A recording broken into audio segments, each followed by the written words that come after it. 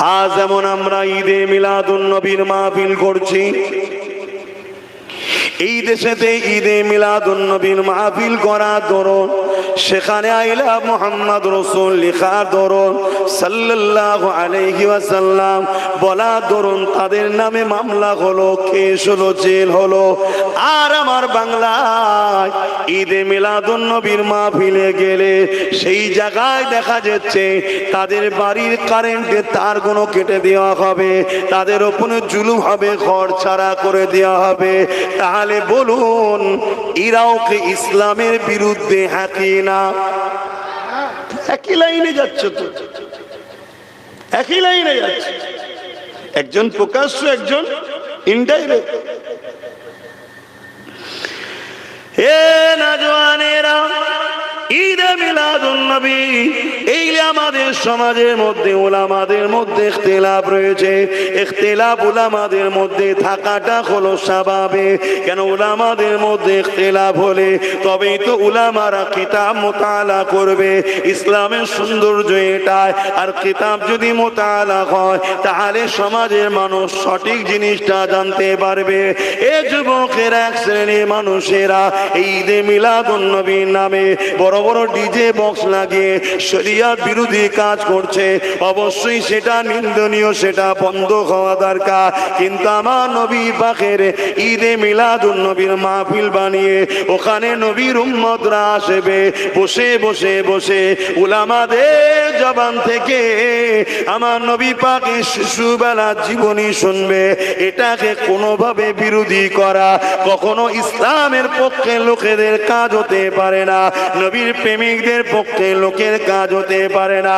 কেননা সাহাবী হযরত আব্বাস রাদিয়াল্লাহু তাআলা তিনি তিনার এলাকার মানুষদিগকে একত্রিত করে এক জায়গায় বসিয়ে আল্লাহ নবীর শিশুবেলা আলোচনা শোনাতেছিলেন।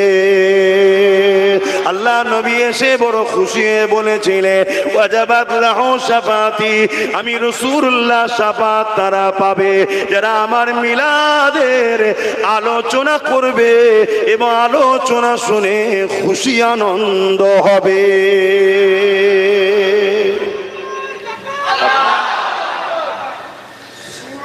এবারে অনেকের মাথায় ঢুকতে পারে, হুজুর বলে দিল নবীর মিলাদের মাহফিলে আসলে শুনে খুশি হলে আলোচনা করলে তারা আমার শাফাত পাবে। আরে মাহফিলে তো 70% ছেলের মাথায় টুপি নেই, মুখে দাড়ি নেই, প্যান্ট শার্ট পরা, নামাজ অনেকে কাজা করে ফেলে, রোজা ঠিকভাবে রাখতে পারে না, শরিয়াতের অত মশলা বোঝে না, হুজুরের শাফাত পেয়ে যাবে। ঘাবড়াবে না, তোমাদের কেমন ধোকা দেবে রে বাপ। তাই ওষুধটা আগে থেকে দিয়ে যাচ্ছে। দুটো কথা এখানে, নবীর শাফাত আল্লাহওয়ালারা পাবে না পাপীরা? নবীর শাফাতটা আল্লাহওয়ালাদের জন্য না পাপীদের জন্য? আল্লাহওয়ালাদের জন্য নবী শাফাত। একদিন ধরে এই ওয়াজ শিখেছেন, কোন মৌলী সাহেব শিখিয়েছে? হ্যাঁ, তা খাজা হুজুরকে নবী শাফাত করবে? ইমামে হাসান হোসেনকে নবী শাফাত করবে? সাহাবাদের নবী শাফাত করবে? গৌস পাককে নবী শাফাত করবে? আরে তারা তো নবীর উপযুক্ত উম্মত এবং খানদানের রাসূল, তারা তাদের জন্যই তো জান্নাত তৈরি করা হয়েছে। জোরে বলুন সুবহানাল্লাহ। নবীর শাফাত পাবে হলো আসামিরা। কারা? দাগী যারা, বদমাই যারা, পাপী যারা, তাদের জন্যই তো শাফাত। যে আল্লাহ ভুল করেছে মাফ করে দেন, আল্লাহ অন্যায় করেছে ছেড়ে দেন, আমার খাতিরে আল্লাহ আমার মুখের দিকে তাকিয়ে আমার উম্মতীরা অন্যায় করে ফেলেছে, আল্লাহ মাফ করে দেন, আল্লাহ তার মাহবুবের খাতিরে মাফ করে দেবেন। জোরে বলুন সুবহানাল্লাহ। তাহলে শাফাত পাবে কারা? বলুন না কারা? বলুন ইনশাআল্লাহ আমরা। কারণ আমরাই তো সেই দাগী আসামি। আমি আমার কথাও বলছি, আমার কি ভুল নাই? আছে তো। আমার পাপ নাই? আছে তো। কিন্তু ইনশাআল্লাহ আমার নবীর শাফাতের আশায় আছি, তিনার শাফাতের ওসিলায় ইনশাআল্লাহ জান্নাত যাব। বলুন ইনশাআল্লাহ। কথা বুঝে আসছে? দ্বিতীয় নম্বর কথা, আজকে কোনো ছেলে খারাপ আজকে কোন ছেলে প্যান্ট শার্ট পরেছে, আজকে কোন ছেলে দাঁড়িয়ে যেতেছে, আজকে কোন ছেলে হালকা বয়সে খুব পাপ করছে, কিন্তু নবীর দুশ্মন নয়, নবীর মিলাদের মাহফিলে বসেছে, আলোচনা শুনে বড় খুশি হয়েছে। ওয়াজাবাতু লাহু শাফাআতি, নবী বলছে শাফাআত করব। আমার আল্লাহ নবীর কথা তো হক, ওই বান্দাটাকে কালকে নামাজি দাড়িওয়ালা টুপিওয়ালা ওই যুবকটাকে জান্নাত যাবার উপযুক্ত আল্লাহ বানাতে পারে, হ্যাঁ কি না? জোরে বলো। একটা বাহানাতেই হবে, তো পরিবর্তন তো একটা বাহানাতেই হবে। যেমন হযরতে বিশর হাফি রাস্তা দিয়ে যাচ্ছিল, একটা কাগজের টুকরা বিসমিল্লাহ লেখা ছিল, আল্লাহর নামের মহব্বত ভালোবাসায় আজ যাই না, পরিবর্তন শুরু হলো। এত বড় পরিবর্তন পৃথিবী বিখ্যাত আল্লাহ ওলি করে দিল। জোরে বলুন সুবহানাল্লাহ। তাহলে পরিবর্তন একটা কাগজের টুকরায় আল্লাহর নাম ভালোবেসে শুরু হলো পরিবর্তনের। তো এ ছেলে কোনো হালকা বয়সে ভুল করছে, কিন্তু হুজুরের দুশ্মন নয়, এরা আল্লাহর বন্ধুকে ভালোবাসে। তাই হুজুরের মিলাদের মাহফিল করেছে, আলোচনা সভা করেছে, সেখানে হুজুরের ছোটবেলার আলোচনা শুনবে, খুশি হবে, আনন্দ হবে। তার মানে কি? ভালোবাসা আছে। কারো ঘরে বেটা হলে সেই বাড়ির লোক খুশি হয়, তার আত্মীয় স্বজন খুশি হয়, অন্য লোকেরা খুশি হয়। কেন খুশি হয়? তার আর অন্যজন হয় না, কেন ওই বেটার সাথে তার সম্পর্ক আছে। তো হুজুরের আলোচনা শুনে অন্যজনরা খুশি হবে না, খুশি তারাই হবে যাদের হুজুরের সঙ্গে সম্পর্ক আছে। আর হুজুরের সঙ্গে যাদের সম্পর্ক, তাদেরকে আল্লাহ কোনো দিনের জন্য ছেড়ে দেবে না। যদিও পাপের জন্য ধরে, আবার মাফ করিয়ে জান্নাত দেবে, ওয়াদা করেছে। জোরে বলুন সুবহানাল্লাহ। কিন্তু আমাদের সমাজে একদল মানুষ আমাদেরকে হুজুর থেকে সরাতে চাইছে। কেন কেন সরাতে চাইছে? কারণ তো তারা মুখে দাড়ি রেখেছে, তাদেরও মাথায় টুপি রয়েছে, তারও এমন করে মুফতি বলে, তারও এমন করে মৌলানা বলে, তারা বলে আমরা দ্বীনের খেদমত করি, আমরা বড় মোবাইল, আমরা বড় বক্তা। পুরো পৃথিবী জুড়ে এরকম চলতে লেগেছে। কেন তারা আমার নবী থেকে উম্মতে মুহাম্মাদীকে সরাতে লেগেছে? এ উম্মতে মুহাম্মাদী মন দিয়ে শোনো, তুমি আমার কথা নেবে কিনা বে পরের কথা, আমার ডিউটিটা আমাকে পালন করতে দাও। তুমি একটু মন দিয়ে শুনে বিবেককে প্রশ্ন করো। কেননা দুনিয়া জমিনে যারা রাজ ক্ষমতা দিয়ে বা বিভিন্ন ক্ষমতা দিয়ে দুনিয়ার মানুষের প্রভু হতে চায়, যারা আমার রাসূলুল্লাহ দ্বীনকে মিটাতে চায়, কেন তারা জানে নবী যদি থাকে তাহলে দাসত্ব প্রথা চলবে না, নবী যদি থাকে সেই জায়গায় জুলুম অত্যাচার চলবে না, নবী যদি থাকে ওই জায়গায় বেইনসাফি চলবে না। এই জন্য তারা আমার রাসূলুল্লাহকে মুছে দিতে চাইছে। তারা দেখতে লেগেছে মুসলমানদের মধ্যে থেকে কাউকে কাউকে গান দিয়ে ডাকলা, কাউকে কাউকে মেলা দিয়ে ডাকলা, কাউকে কাউকে সুদ ঘুষ দিয়ে ডাকলা। এরপরও ওই মুসলিম ছেলেটা যখন আল্লাহর কাছে মাথা নত করে দিয়ে চোখের পানি ফেলে দিয়ে বলে, আল্লাহ অন্যায় করে ফেলেছি, ভুল করে ফেলেছি, আল্লাহ আমাকে ক্ষমা দিন, মাফ করে দে। এ দুনিয়ার মানুষেরা ওদের দিলে মোহাব্বত, হুজুরের ঈমান থাকার দরুন আমার আল্লাহ ওর জীবনের গুনাহ খেয়ে মাফ করে দেয়। তাই তারা চিন্তা করতে লেগেছে গান দিয়ে শুধু ডাকলে হবে না, জুয়া সিনেমা যাত্রা দিয়ে শুধু ডাকলে হবে না, এদেরকে বেঈমান বানাতে হবে। কেন? বেঈমানের দোয়া আল্লাহ কবুল করে না।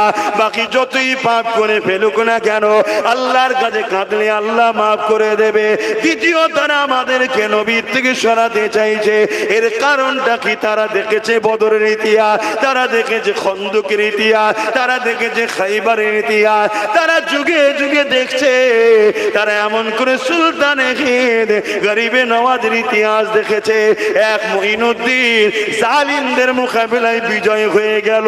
এই রিসার্চে তারা ওই মুনাফিক উলামাদেরকে খরিদ করে জিজ্ঞাসা করছে, মেশিন আমাদের হাতে, পাওয়ার আমাদের হাতে, অর্থ আমাদের হাতে, ম্যান পাওয়ার আমাদের হাতে, মানি পাওয়ার আমাদের হাতে, অস্ত্র পাওয়ার আমাদের হাতে, এরপরও মুসলমানকে মিটানো যাচ্ছে না। না কেন। তাই দুনিয়াদার উলামারা পলিসি জানিয়ে দিয়েছে, মুসলমানকে কোনোদিন মিটাতে পারবে না যতদিন ওদের হৃদয়ে ঈমান থাকবে। তারা বলতে লেগেছে ঈমানটা কি জিনিস? তখন দুনিয়াদার উলামা জানিয়ে দিল, ঈমান হলো মুহাম্মদ রাসূলুল্লাহর সঙ্গে প্রেম ও আদবের সম্পর্ক। আরো জোরে বলুন সুবহান। যতদিন এই মুসলমানের সাথে সবুজ গম্বুজলার কানেকশন থাকবে, হুজুরের প্রেম, হুজুরের আদব হৃদয়ে ঘুরবে, ততদিন এদেরকে মিটানো জোরে বলো সম্ভব নয়। থাকতে পারে পাওয়ার তোমার হাতে, থাকতে পারে পুলিশ, মিলিটারি ফোর্স, অর্থ, ম্যান পাওয়ার সব তোমাদের হাতে, কিন্তু এই গরিব অসহায় পিছিয়ে পড়া দুর্বল দেখতে লাগছে, এদেরকে মিটানো সম্ভব নয় যদি মুহাম্মদ রাসূলের সঙ্গে এদের প্রেম ও আদবের তার কানেকশনটা যদি কাটা না যায়। এই আমার বুঝছেন তো নাকি? শুনছো তো নাকি? অসুবিধা হচ্ছে কেন? আমাকে ধর্মসভায় নিয়ে এসেছো, আমি ধর্ম নিয়ে আলোচনা করব। কখনো যদি জনসভায় আসি তখন পুরো সর্বধর্মের মানুষকে নিয়ে আলোচনা করব। এটা আমার কওমের মজলিস, কওমের মানুষকে বাঁচাবার স্বার্থে কথা বলছি। শুনছেন তো নাকি? তাহলে কি করে এদের অন্তর থেকে নবীর প্রেম ও আদব কাটা যাবে? তাই কোটি কোটি ডলার টাকা খরচ করে 2 নম্বর মুফতি মৌলানা বক্তা বাজারে ছাড়া হয়েছে। নামাজের বেলায় আপত্তি করবে না, রোজার বেলায় আপত্তি করবে না, হজের বেলায় কোনো ডিস্টার্ব না, শুধু হুজুরের প্রেম আদব শান মর্যাদার বেলায় আপত্তি করবে। কথা বুঝে আসছে? তার একটা নমুনা হলো ঈদে মিলাদুন নবীর বিরোধী করা। শুনছেন? ঈদে মিলাদুন নবী বিরোধী করা। আরে মিলাদুন নবী, নবীর মিলাদকেই যদি অস্বীকার করো তাহলে রিসালাতই তো থাকছে না, রিসালাত অস্বীকার হয়ে যাবে। কথা মাথায় ঢুকছে? এখানে কি হয়? এখানে রাসূলের শিশুবেলায় আলোচনা হয় না, ওই যে সব ডিজে বাজাচ্ছে আর বাজাচ্ছে, আরে ওটার বিরোধী করো না। ওটার এটা তো এক নয়, ওটা তো ধর্মের নামে বদমাইশি করা হচ্ছে, ওর বিরোধী হওয়া দরকার। কিন্তু তা বলে মিলাদুন নবীকেই অস্বীকার করছো কেন? মিলাদুন নবীর আলোচনা চলবে না বলছো কেন? আরে সিরাতুন নবী যার, মিলাদুন নবীও তার। আচ্ছা সাধারণ জ্ঞানে বলুন, কারো জীবনী যদি লেখেন তার শিশুবেলাটা বাদ দিয়ে লেখা যাবে? শিশুবেলার আলোচনাটাকে মিলাদ মাহফিল বলা হয়, বাকি জীবনের আলোচনাটাকে সিরাতুন নবীর মাহফিল বলা হয়। কথা বুঝে আসছে? খুব ভালো করে বুঝতে হবে। বাপেরা, নওজওয়ানেরা, তরুণেরা, আমার নবী পাক সাল্লাল্লাহু আলাইহি ওয়াসাল্লামের থেকে আমাদের কি সরাবার প্ল্যান চলছে। এ যুবকেরা, এর জন্য খেলা দিতে হলে খেলা দাও, মেলা দিতে হলে মেলা দাও, মদ দিতে হলে মদ দাও, জুয়া দিতে হলে জুয়া দাও, পয়সা দিতে হলে পয়সা দাও, নারী দিতে হলে নারী দাও, ঘর দিতে হলে ঘর দাও, পদ দিতে হলে পদ দাও। একটাই কাজ করো, মুহাম্মদ রাসূলের থেকে সরিয়ে দাও। কেন? মুহাম্মদ রাসূলের সঙ্গে যদি রাত জুড়ে থাকে, আজ দাড়ি নেই কাল দাড়ি হয়ে যাবে, আজ টুপি নেই কাল টুপি হয়ে যাবে, আজ নামাজ নেই কাল নামাজ হয়ে যাবে, আজ হজ নেই কাল হজ হয়ে যাবে, আজ রোজা নেই কাল রোজা হয়ে যাবে। কেননা মুহাম্মদ রাসূল হলো এ যুবক বুঝাবার জন্য বলছি, একটা গাছের মূল, একটা মূল যদি থাকে, ডালপালা পাতা যদি না থাকে, কাল ডালও গজাবে পাতাও গজাবে। অতএব ডালপালা কাটিস না, ওই মূলটাকে কেটে দে, জনমের মতো গাছটা শেষ হয়ে যাবে। বুঝছো তো?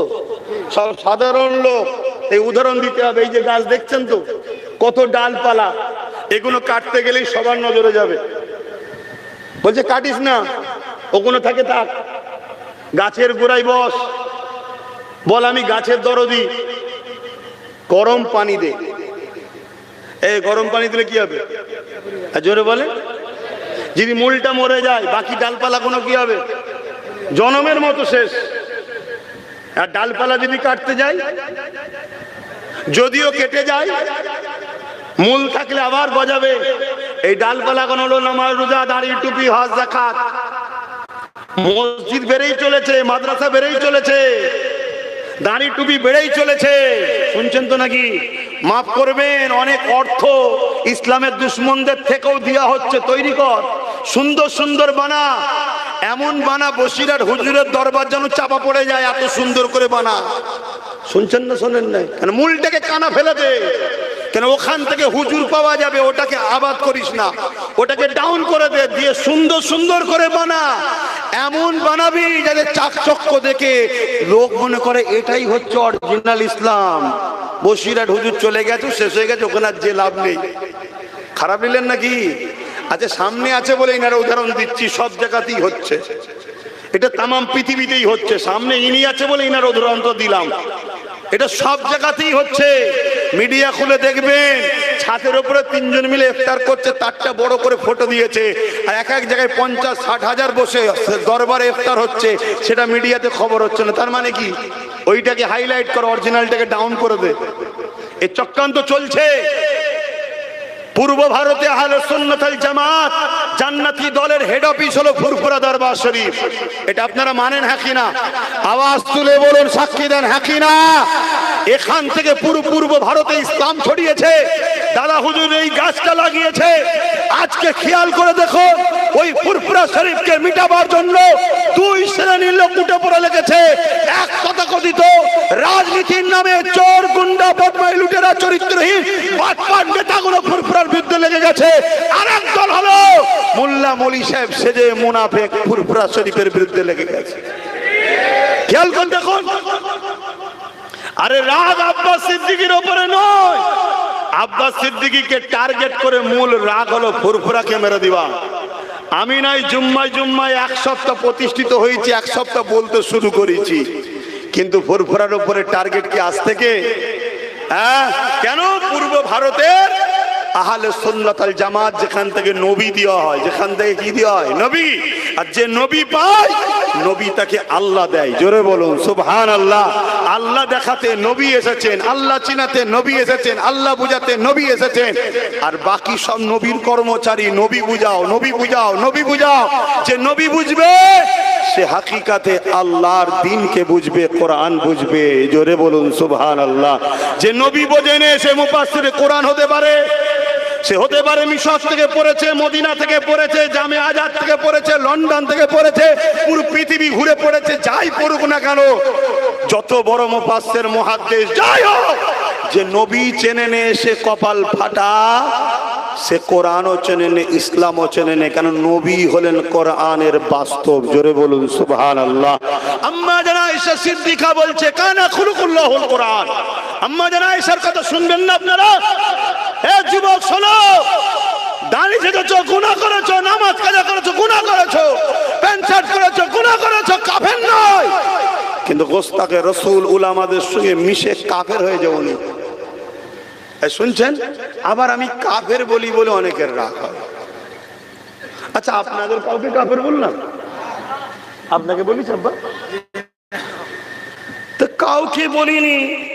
কাউকে একজনকে যদি বলি তা তাকে বললাম কেন? এই কথা বুঝে নেবে, কাউকে বললাম। শোনো, নামাজিকে নামাজি, রোজাদারকে রোজাদার, হাজিকে হাজি, দাতাকে দাতা, চোরকে চোর, ডাকাতকে ডাকাত, খুনিকে খুনি, এই কথা হক কথা বলা হয়, হককে হক বলতে হয়। শুনছেন তো নাকি? মিথ্যাকে মিথ্যা, সত্যকে সত্য, নাইকে নাই, মুনাফিককে মুনাফিক, কাফেরকে কাফের, মুশরিককে মুশরিক, মুমিনকে মুমিন, মুসলমানকে মুসলমান বলা দরকার আছে না? না। দিদি বলছেন সবটাই ঠিক আছে, শুধু কাফের বলা যাবে না। তাহলে কাফেরকে কি বলবো বলে দাও, আমাকে বলে দাও, আমি জানতে চাইছি। না, কাফের বলা যাবে না, তো কি বলবো সেটা তো বলবি। কাফেরকে মুসলমান বলবো? একটু বলবেন তো। কাফেরকে মুমিন বলবো? তাহলে কি বলবো?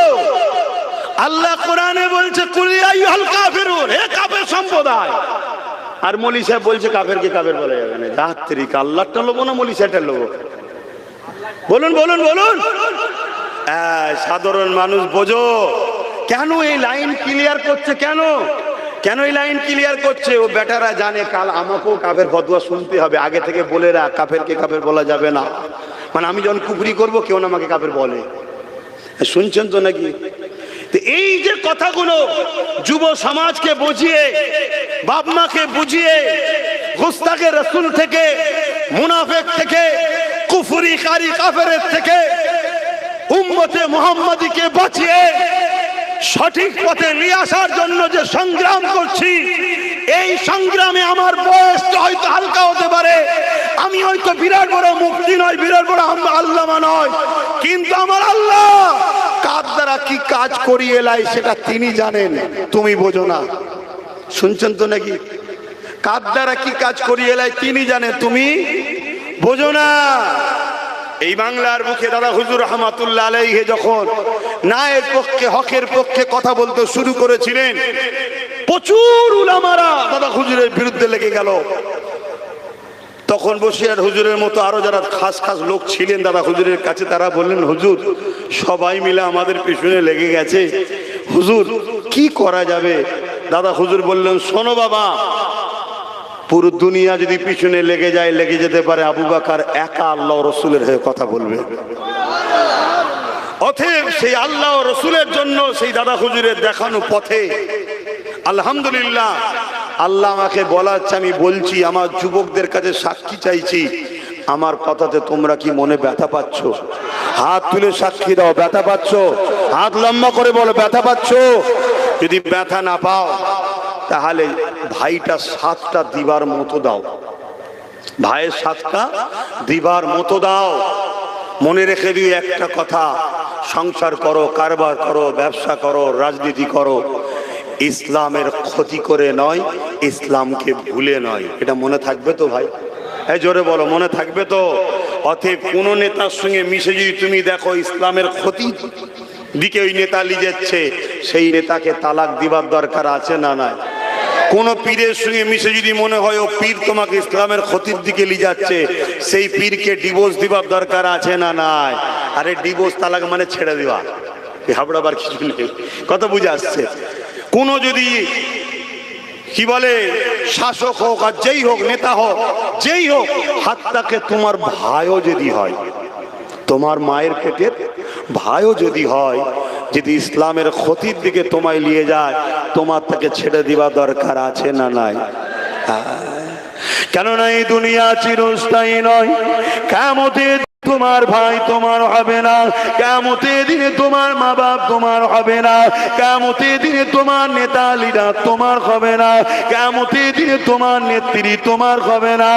এ যুবকেরা, তরুণেরা, যারা প্রকাশ্য বিশ্বাসী, তারা তো কিয়ামতের দিনে তোমার আমার কাতারেই তো থাকবে না, তাদের কাতার তো আলাদাই হয়ে যাবে। এ উম্মতে মুহাম্মাদি, দুনিয়া জমিনে তুমি যদি এমন মুফতির পাল্লায় পড়ে যাও, যে মুফতি তোমাকে ইসলাম থেকে শোনাচ্ছে, নবীর শান মর্যাদা খাটো করছে, যার ভাষাতে নবীর আদব নাই, যার ভাষাতে নবীর প্রেম নাই, যার ভাষাতে নবীর সম্মান তাজিম নাই, এ যুবকের এমন তুমি পীর বক্তার সঙ্গে মিশছো, যে তোমাকে গোস্তাখে রসুল বানাচ্ছে, দিনের থেকে সরাতে লেগেছে, যে ভেতরে ভেতরে দুনিয়ার জালিম শাসকদের সঙ্গে টাকা পয়সা লেনদেন করে নিজের ফায়দা আখের গুজাতে লেগেছে, নবীর দিনের কথা ভাবে না, নবীর আজমাতের কথা ভাবে না, নবীর শানের কথা ভাবে না, নবীর রিফাতের কথা ভাবে না, নবীর দিনকে বাঁচাবার কথা ভাবে না, তার সঙ্গে তুমি দল করুনি গো। কেন? কিয়ামতের দিনে এরা তোমার কোনো কাজে লাগবে না, কিয়ামতের দিন এরা তোমার উপকারে আসবে না। যে কিয়ামতের দিনে বাপ ছেলের বুকের উপরে পা দিয়ে দাঁড়িয়ে যাবে, ছেলে বাপের বুকের উপরে পা দিয়ে দাঁড়িয়ে যাবে, যে কিয়ামতের দিনে মা মেয়ের বুকের উপরে পা দিয়ে দাঁড়িয়ে যাবে, মেয়ে মায়ের বুকের উপরে পা দিয়ে দাঁড়িয়ে যাবে। এ নওজওয়ানেরা, মরণ অবশ্যই একদিন একদিন হবে গো। আল্লাহকে ভয় করো, আল্লাহকে ডর করো, আল্লাহকে খৌফ করো। এই দিনে তোমাকেও দাঁড়াতে হবে, এই দিনে আব্বাসকেও দাঁড়াতে হবে, এই দিনে কেউ কারো হবে না। সাহাবারা বলতে লাগলে, ইয়া রাসূলুল্লাহ, হাবিবাল্লাহ, এত কঠিন দিন কেন হবে? কেন বাপ মার বুকের উপরে দাঁড়াবে? কেন মায়ের উপর বুকের উপরে দাঁড়াবে? কেন একে অপরের বুকের উপরে দাঁড়িয়ে যাবে? আল্লাহ নবী জানিয়ে দিয়েছিলেন, এ বাবা সাহাবারা, ওই কিয়ামতের জমিনটা সূর্যের তাপ লেগে লেগে লেগে এত গরম হয়ে যাবে, লোহা আগুনে দিলে যেমন লাল হয়ে যায়। এ যুবক, মন দিয়ে শোনো, আমি আবার বীজখানে বলে যাই, পাপের মাপ আছে, ইসলামের দুশ্মনী করলে মাপ নাই। নবী নবীর বিরোধী করলে মাপ নাই, মুস্তাকে রসুলদের মাপ নাই। মনে রেখে দিও শিরকের মাপ নাই। এমন কোন কাজ করে ফেলো না যেটা মুশরিকের সঙ্গে তোমার সম্পর্ক হয়ে যাবে। এই কিয়ামতের দিন এত কঠিন হবে কেন? আল্লাহ নবী জানিয়ে দিলে ওই সূর্যের তাপেতে লোহা যেমন আগুনে দিলে লাল হয়ে যায়, এই জমিনটা পুরে পুরে লাল গরম হয়ে যাবে। এই জমিনে মানুষ দাঁড়াতে পারবে না, যার উপরে যার জোর চলবে জমিনে শুইয়ে দিয়ে তার মুখের উপরে পা দিয়ে দাঁড়িয়ে যাবে। এ আমার আম্মা বোনেরা মন দিয়ে শোনে, আজ ওই কঠিন দিনটা, এই দিনেতে দাঁড়িয়ে যেতে হবে। এই দিনেতে কেউ তোমার আমার পাশে দাঁড়াবে না গো। ওই দিনে একজনই দাঁড়াবে, তিনি হলেন আমিন আল্লাহ আব্দুল্লাহ দুলাল আল্লাহর দোস্ত নবী মুহাম্মাদুর রাসূলুল্লাহ। আরো জোরে বলো, আরো খুশি হয়ে বলো, নারে দিবে। সেই নবীর গোলামিতে রাজি আছেন না নাই? সেই নবীর দিনের জন্য জানমাল কুরবান করতে রাজি আছেন না নাই? হাত তুলে সাক্ষী দিয়ে স্লোগান দিন, লব্বাইক। আপনারা বলুন ইয়া রাসূলুল্লাহ লব্বাইক। সবাই হাত তুলবেন, আমি আর কি করতে এখানে বসে নাই। লব্বাইক লব্বাইক লব্বাইক লব্বাইক। सरकार की आमद, सरकार की आमद, हुजूर की आमद, पुरनूर की आमद, शफाअत की आमद, नबी की आमद, नबी की आमद। नारे तकबीर, आइलाक आइलाक आइलाक आइलाक मुहम्मदुर रसूल सल्लल्लाहु अलैहि वसल्लम। কত জেলে দিবি, পুরো দেশটাই জেল হয়ে যাবে। কথাটা ভুল বললাম নাকি? হ্যাঁ, আমার নবী আমাদের জানের থেকেও কাছে আছে। জোরে বলুন সুবহানাল্লাহ। এটা আল্লাহর কোরআন। আমার নবী আমাদের জানের থেকেও কাছে। জান চলে গেলে আর কেউ বাঁচে? অতএব নবীর উপরে আঘাত মানে আমাদের জানের থেকেও প্রিয় জিনিসে আঘাত। জান যদি লেলিস তবুও খুশি আছি, নবীর উপরে আঘাত দিলে আমরা ছেড়ে কথা। এই জোরে বলেন ছেড়ে কথা।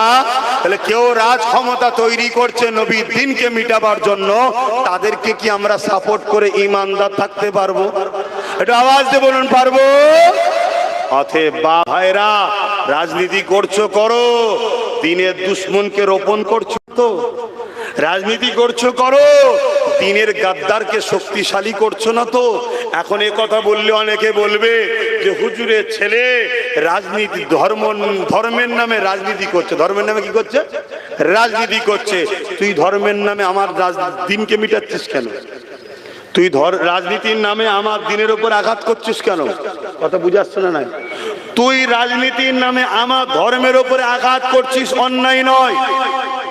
আমি আমার কওমকে ঈমান বাঁচাবার জন্য, জাহান্নামের হাত থেকে বাঁচাবার জন্য তোর মতো ইসলাম বিদ্বেষী জাহান্নামীদের বিষয়ে সজাগ করানো দরকার আছে না না? আবার যখন বলা হয় জাহান্নামী, আবার একদল ফতোয়া দিতে বেরোয়, কে জান্নাতে যাবে কে জাহান্নামে যাবে আল্লাহ ছাড়া কেউ জানে না। কি তোরা মৌলী সাহেব কি করে পড়েছিলিস আল্লাহই জানে। হ্যাঁ, আরে আল্লাহ তো সবই জানে। তাহলে আল্লাহ পাঠালেন কেন? এই রাস্তায় গেলে জাহান্নামী হয়, এই রাস্তায় গেলে জান্নাত হয়, এটা জানাবার জন্যই তো পাঠিয়েছে। এই কথা বুঝে আসছে না নাই? হ্যাঁ, আমার নবী পাক সাল্লাল্লাহু আলাইহি সাল্লাম তিনি কি বলে যায় না যে অমুক অমুক জান্নাতি অমুক অমুক জাহান্নামী বলেছে না? বলেন? হ্যাঁ, লড়াইয়ের ময়দানে এক ব্যক্তি লড়াই করছে ইসলামের পক্ষে দাঁড়িয়ে, ইসলামের পক্ষে দাঁড়িয়ে রাসূল বললেন ওর মরণটা হারাম অবস্থায় হবে, ও জাহান্নামে যাবে। পরে সাহাবারা দেখছে নবীর কথা ঘটে গেল, সে একটা হাতে আঘাত হয়েছিল, নিজের অস্ত্র দিয়ে নিজেকে আঘাত করে হারাম মওত নিয়ে জাহান্নামে চলে গেল। নবী বলেছে না বলেনি? তাহলে নবী জানে না জানে না? সেই নবীর ঘোষণা, সেই আল্লাহর বাণী অনুযায়ী এই এই এই এই ইসলামে যদি কেউ দুশ্মনী করে সে জান্নাতে যাবে? হ্যাঁ বলবেন তো? ওই যে কি বলে প্যালেস্টাইনের শিশু শিশু বাচ্চাগুলোকে হত্যা করছে, ওই বেঈমান আল্লাহর ওলি হবে তো নাকি? হ্যাঁ, এবার বলবে পরে যদি তওবা করে নেয়। আরে ফতোয়াটা বুঝিস না? ফতোয়া তো মুক্তাদায়ে হাল অনুযায়ী হয়। অবস্থায় ফতোয়া হয়। এখন কুফরি করেছে, এখন ফতোয়া। কাল কলেমা রদ্দ কবুল পড়লে ফতোয়া তো নয়, কুফরি করলে ফতোয়া। কুফরি যদি সে বলে আমি কুফরি থেকে তওবা করলাম, তার জন্য তার ফতোয়া নয়। কথা বুঝে আসছে না? হ্যাঁ, আজকে কেউ খুন করেছে না, ওকে শাস্তি দিও না, কাল যদি ও মানুষকে ভালোবাসে, এরকম হয়। এখন আসামি আসামি, ঠিক না বেটি? তো ফতোয়া বাস্তব সামনে যেটা ঘটে তার উপরে ফতোয়া হয়। এরা ফিকহকে ফতোয়াকেই অস্বীকার করে দিচ্ছে। তাহলে আব্বাস সিদ্দিকীর বিরোধী করতে গিয়ে এরা তো ইসলামকেই তুলে ফেলে দেওয়ার প্ল্যান করছে। কথা কি গো যুবকদের মাথায় ঢুকছে তো নাকি? বোঝো ভাব ভাইয়ের আমার, ব্যক্তিগত আব্বাস সিদ্দিকীকে পছন্দ নাও হতে পারে, চলো ছেড়ে দাও আব্বাস সিদ্দিকীকে, কিন্তু দিনটাকে তো তোমায় ভালোবাসতে হবে, রাসূলকে তোমায় ভালোবাসতে হবে, আল্লাহকে তো তোমায় ভালোবাসতে হবে। তুমি যার ওসিলায় পূর্ব ভারতের মানুষ মুসলমান হয়েছো, দাড়ি টুপি জুব্বা পাগড়ি মসজিদ মাদ্রাসা পেয়েছো, জবানের মুজাদ্দেদ দাদা হুজুরকে তো তোমায় ভালোবাসতে হবে। এবং আল্লাহর কোরআন তিনি উলিল আমর এবং মুজাদ্দেদ রাসূলের হাদিস, তিনাকে তো মানতে হবে। কথা শুনছেন কি গো? একটু সারা দেন, কথা শুনছেন? অসুবিধা হচ্ছে, দোয়া করে দেবো। আর একটু বলি না, এখানে একটা নামাজ পড়া যাবে? হ্যাঁ, তাহলে আমরা এখানে 5টার পরে নামাজ করব, অক্ত আছে তো। একটু বলি, কি বলছো যুবকরা, কি বলছো? কেন তোমাদের জন্যই মেন লড়াই। কারণ আমার আব্বারা মুরব্বীদের ঘরে বুঝিয়ে ট্রেনিং দিয়ে রেডি করে গেছে। কথা বুঝে আসছে? মুরব্বীরা সব চুপচাপ থাকে, সব চুপচাপ থাকে। ফুরফুরার উপরে যেই আঘাত হয় ফুরফুরা শরীফের উপরে, ও বেশি চিল্লাচিল্লি করে না, ঠিক টাইমে ঠিক জায়গায় উল্টে দেয়। কথা বুঝে আসছে না? ঠিক টাইমে ঠিক জায়গায় মুরব্বীরা কি করে, তোকে রাখবো নি, আজ উল্টে দেয়। দিয়েছে না দেয়নি এর আগে? হ্যাঁ, মুরব্বীরা পুরো রেডি। কিন্তু যুবকগুলো তোমরা তো, তোমাদেরকে তো অনেকে কিনে ফেলেছে মনে করছে, আমি না, অনেকে মনে করছে কিনে ফেলেছে, আমার কিনা সম্পদ। তোমরা কারো কিনা সম্পদ নাকি?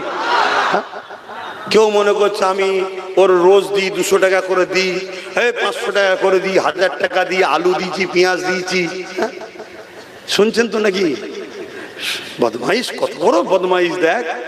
আর আমরা সবাই মিলে তোদেরকে কি দিয়েছি খেয়াল নেই? তোদেরকে তো খনিতে বসিয়ে দিয়েছি, তোদেরকে খনিতে, টাকার খনিতে বসিয়ে দিয়েছি, যেমন করে খুশি লুটছিস। হ্যাঁ, যার বিড়ি খাবার পয়সা ছিল না সে এখন তো বাবরা BMW চেপে বেড়াচ্ছে। কি ও কথা ভুল বলছি নাকি? হ্যাঁ, আবার নবীর উম্মত গুলোকে বলছিস কিনে ফেলেছিস। শোনো দুনিয়ার জালিমরা, শোনো, তোমরা পয়সা দিয়ে সব কিনতে পারো, নবীর গোলামকে কখনো কিনতে পারবে না। জোরে বলুন সুবহানাল্লাহ, আওয়াজটা চিৎকার দিয়ে বলুন সুবহানাল্লাহ। আমার কথাটা কি ভুল বলা হলো? এ কথা একমত তো নাকি? পেটে লাথি মেরেছো মেনে নিয়েছি, চাকরি দাও না মেনে নিয়েছি, কারবার থেকে তাড়িয়ে দিয়েছো মেনে নিয়েছি, ঘর মেনেছো মেনে নিয়েছি, এটা করেছো ওটা করেছো মেনে নিয়েছি, সব মেনে নিয়েছি। কিন্তু তোমার মতো জালিমকে মেনে নেওয়া কোনো রসুলের গোলামের দ্বারা সম্ভব নয়। যখনই তোমার মুখ দিয়ে বেরিয়ে যাবে সব শেষ হয়ে যাবে, কোরআনও শেষ হয়ে যাবে, আমার উন্নয়ন শেষ হবে না। তোমার মতো জালিমকে ইমানদার মুসলমান কখনো মেনে নিতে পারে? পারে? হ্যাঁ, মুনাফিক পারতে পারে, মুনাফিক পারতে পারে, সেটা ভিন্ন বিষয়। যুবকেরা, ইমানদারের সংখ্যা কত দেখে লাভ নাই। ইমানদার ইমানের জোরে কামিয়াবি লাভ করে। তবে হ্যাঁ, কিয়ামতের কথা মনে রেখে দিও, দুনিয়াদারি করতে গিয়ে ওই কিয়ামতের দিনে আল্লাহ নবীর শাফাআত থেকে বঞ্চিত যেন না হয়ে যাও। তুমি দুনিয়া জমিনে নবীর দুশমনের দল করবে, দুনিয়া জমিনে নবীর দুশমনকে সাথ দেবে, দুনিয়া জমিনে নবীর দুশমনের কল্যাণ কামিয়াবি করবে, আর আখিরাতে নবী পাকের শাফাআতের আশা করবে। এটা তুমি মূর্খ ছাড়া আর কিছু হতে পারে না, জেগে স্বপ্ন দেখার কিছু হতে পারে না। মনে রাখবে, তুমি যদি নিজের ক্ষতি করো আল্লাহ পাকের কাছে কাঁদবে, আল্লাহ মাফ করে দেবে বলেছে। কিন্তু নবীর দিনের ক্ষতি ডাইরেক্ট হোক ইনডাইরেক্ট হোক যদি তুমি করে ফেলো, তোমার জন্য আর ক্ষমা মাপ নাই। আর একটা কথা মনে রেখে দিও, একটা হলো হকুল্লাহ আর একটা হলো হকুন নাস। একটা হলো আল্লাহর হক আর একটা হলো বান্দার হক। তুমি নামাজ কাজা করেছো, আল্লাহর হক আদায় করোনি। রোজা কাজা করেছো, আল্লাহর হক আদায় করোনি। গান কিনেছো, আল্লাহর সঙ্গে তুমি কাছে অন্যায় করেছো, আল্লাহর হক আদায় করোনি।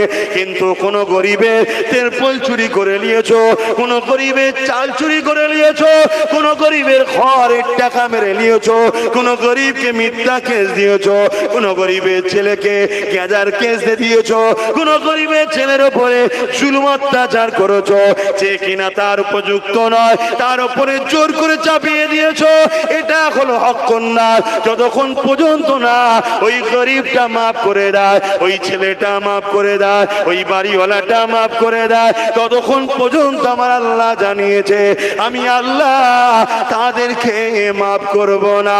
তাই বলে দিয়ে যায়, দুনিয়াদারি করো, করতে গিয়ে আখিরাতকে কানা করে ফেলো না। কারণ মৃত্যু কার কখন হবে কেউ জানে না। এখান থেকে সবাই উঠে যাবে পায়ে হেঁটে, হয়তো আব্বাস সিদ্দিকীকে খাটিয়ায় নিয়ে যেতে হতে পারে, কেন আমার মৃত্যু এখনই হয়ে যেতে পারে। এটা তোমার জন্য ফাইসাল্লাহ। সবাই যাবে পায়ে হেঁটে, তুমি হয়তো খাটিয়াই যাবে, তুমি হয়তো কাঁদে যাবে, কোনো গ্যারান্টি নাই কে কখন মরবে। এই জিন্দেগির জন্য আখিরাতকে কানা করে দিও না। ডাল ভাত আল্লাহ খাওয়াচ্ছে খাও, গরিবের মেরে খেও না, গরিবকে জুলুম করো না, মিথ্যা কেস দিও না, কোন মুসলমানের নামে মিথ্যা বদনাম করো না, কোন মুসলমানের নামে চরিত্র হরণ করো না, কোন মুসলমানকে বাপ মা তুলে গালি দিও না, কোন মুসলমানের উপরে জুলুম অত্যাচার করো না। এই যুবকেরা, তরুণেরা, বাপেরা, এ নবী পাকের প্রেমিকেরা, এটা হলো হকুন নাস। আর হকুন নাস যে করবে, ওই ব্যক্তি যদি মাফ না করে, আল্লাহ তাকে মাফ করবে না, জাহান্নামে দেবে। তাই কে জান্নাতে যাবে, কে জাহান্নামে যাবে, আল্লাহ তো ফায়সালা করে দিয়েছে। কেউ যদি আমার বাপ তুলে গাল দেয়, কেউ যদি আমার দাদু তুলে গাল দেয়, কেউ যদি আমার পরিবার তুলে গাল দেয়, যদি তারা মাফ না করে, তার তো মাপ নাই, মাপ নাই, মাপ নাই। অবশ্যই কোরআন হাদিস সত্য, সে তো জাহান্নামেই যাবে। শুনছেন তো নাকি? হ্যাঁ, অত কাঁচা কথা নবীর মেম্বারে বললে তো ভয় না, গুনাহ হবে, কাবিরা গুনাহ হবে। তাই বুঝে বুঝেই কথা বলি। তোমার বুঝে আসে না তো আমি কি করতে পারি, বুঝে লাও। সময় থাকতে থাকতে শুধরে যাও, আর নাই তুমি আবার কারো 500 টাকায় নিয়ে কারো পক্ষপাতিত্ব করে বাইর দিতে গিয়ে তুমিও হকুন নাস না করে ফেলো। শুনছেন তো নাকি? অসুবিধা হচ্ছে, মাইকের আওয়াজে বুঝতে অসুবিধা হচ্ছে। দুটো জিনিস, হকুল্লাহ আর হকুন নাস। বাপের হক, স্ত্রীর হক, প্রতিবেশীর হক, মানুষের হক, মুসলমানের হক, হিন্দু হোক, খ্রিস্টান হোক, আদিবাসী হোক, সাঁওতাল হোক, তারাও মানুষ। তাদের উপরে কেউ যদি বেইনসাফি করে জুলুম করে, এটাও আল্লাহ মাফ। জোরে বলো। যে হিন্দুরে পিটিয়েলে, না না, তুমি হিন্দু দেখছো, কিন্তু এটা দেখো নি, এটা মানুষ। তোমার স্রষ্টাই বানিয়েছে, ওকে মারার অধিকার ইসলাম দেয়নি। আরে ও আদিবাসী রে, না, ইসলাম এগুলো হারাম। শুনছেন তো নাকি? ও যদি না মাফ করে, আল্লাহ মাফ। কত ফাঁসা ফাঁসবে বুঝতে পেরেছো? তবুও তো মুসলমানকে পিটিয়ে নিলে কিয়ামতের দিন ওকে ডাকবে, এ অনেক ভালো কাজ করেছিল, তোকে একটু গালিগালাজ করে ফেলেছিল, তুই একে মাফ কর দে, আমিও তোকে মাফ করে দেবো। আল্লাহ সেটিং করে পার করাবে অনেক লোককে। শোনো, এইসব বিষয়ে বেশি আম সমাজে বললে আবার সব বদমাইশি শুরু করে দেবে।